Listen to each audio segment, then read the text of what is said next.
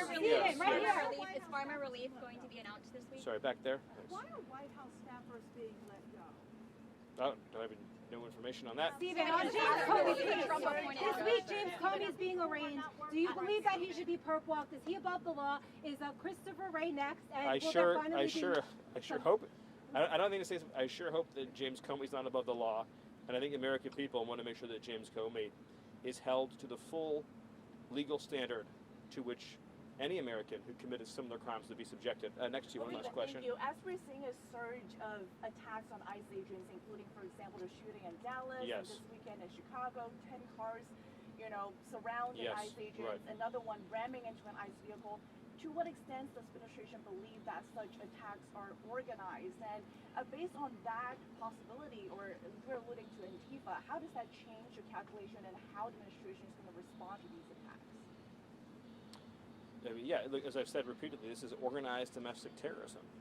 The purpose of domestic terrorism is to obtain, through violence and intimidation and the threat of violence, a change in politics or policy that cannot be obtained through lawful democratic means.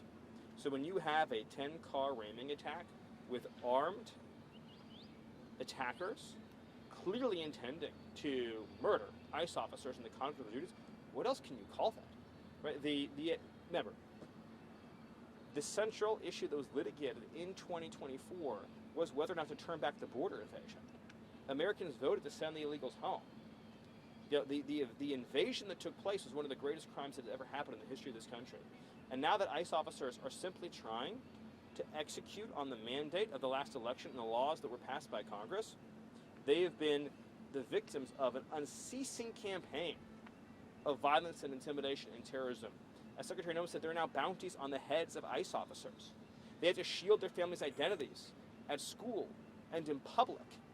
They're being constantly doxxed and threatened with assassination. Again, we're just days from an attempted mass assassination of ICE officers at an ICE facility.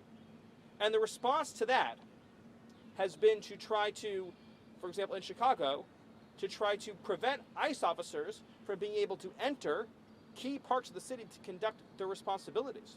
This is an all-out campaign of insurrection against the sovereignty of the United States because the Democrat Party and those who are committing violence in this country do not believe in the legitimacy of the sovereign territory of the United States, and they don't want any of these illegal aliens to go home.